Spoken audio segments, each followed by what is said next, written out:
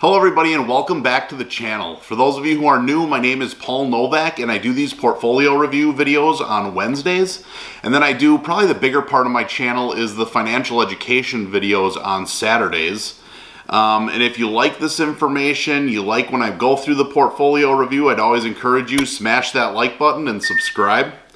For this week, we're going to have a ton of fun. This is going to look a little bit different. I shot this video earlier in the week and all the data was corrupted, so now we're going to redo the video.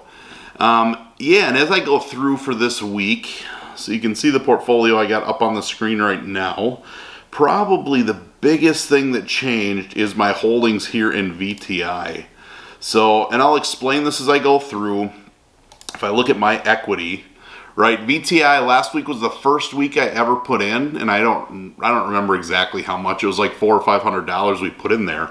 We are now up to almost $10,000. So the biggest thing I did this week, and I'll still be able to go through and at least show this, is if I go into my history here and I look at orders, a lot of what I did this week was focused on consolidating my portfolio. So if you watched the videos on Saturdays, if you've watched the portfolio review, I am a huge believer in index funds. You know, I'm a long-term value investor. I buy things and hold for the long term.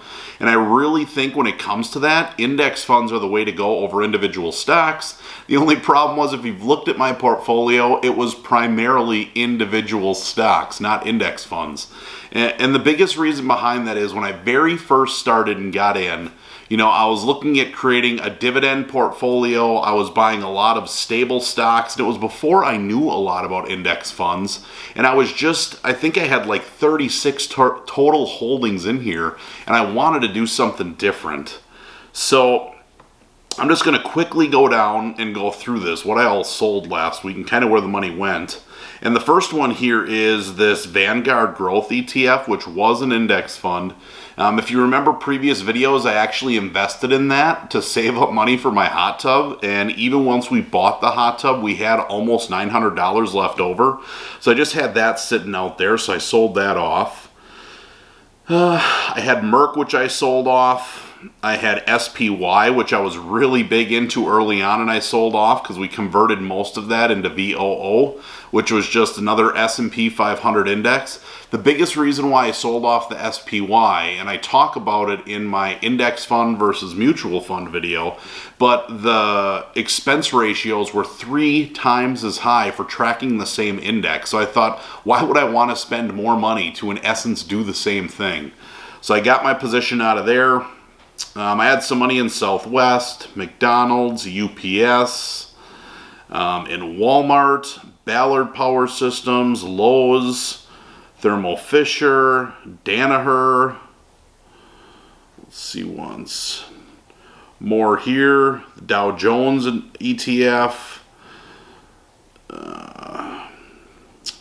All of that stuff. So then I go into what I bought this week.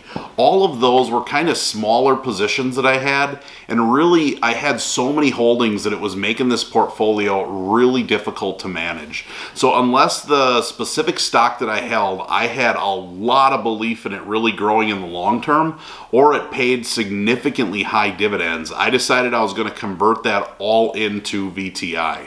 And that total stock market index, that's how it was able to grow from 400 one week up to almost 10,000 the next week. It was just consolidating a lot of my other holdings. The stocks that I did buy this week, you know, based on what I just said, shouldn't be a shock. So I did put money into VTI again in addition to all that consolidating. So that we put in for the week. We also bought this Taiwan semiconductor manufacturing, which I do want to talk a little bit more about. And then also, I've been consistent in buying Plug Power. The company's continued to dip, but I truly believe in them long term. So, you know, my high risk play for this week continues to be Plug Power and putting 10% of my money in there. So if I go back to the portfolio here quickly, like I was talking about with this TSM, my position now is up to almost, $1,700. As I open this up, this is a company as well that I am extremely bullish on and really think it's going to grow for the long term. As many of you know, if you're following stocks, if not, you know, semiconductors are such a big deal right now. Computing continues to grow. It all needs semiconductors. And the biggest industry that I think they're tied to that's super important is this EV play with all these electric vehicles. They all need a lot of semiconductors. And this Taiwan semiconductor manufacturing is one of the biggest players in the semiconductor space. As I go through, and there's a huge shortage, I look, you know, they've been pretty good for me. The return's been 23%, which is pretty high considering I continue to buy into them every single week. And we are getting dividends from them, which is something else I wanted to talk about. Their dividend yield is 1.23. So for a company that I think is going to have a lot of growth, to see a dividend that high is not common with a growth company. But I just think because of the shortage and how much people need these semiconductors, I really see them continuing to take off. And the other thing, which is I'm going to keep buying into them until this changes, as I scroll down, because I do have Robinhood Gold, you can see right here that their fair value is rated at $136 a share. But as you can see right now, they're only trading at 116. So it continues to trade below what its fair value is, which I believe means I'm buying at a discount as well. So until I see this price get closer to that fair value, I'm going to continue to be pumping money into this. I think that this is a really, really strong company right now, and it's only, I think, going to get stronger in the near future. If I go back to the portfolio, you know, kind of just last thing I want to cover for the week, we'll keep this one short this week, is our balance is at $80,000, which to me is crazy money. That's really exciting. The market's been pretty volatile lately, but even here on Friday, and it's crazy, just goes to show you, we finished up over $1,000. So yeah, after hours we were down 44 bucks.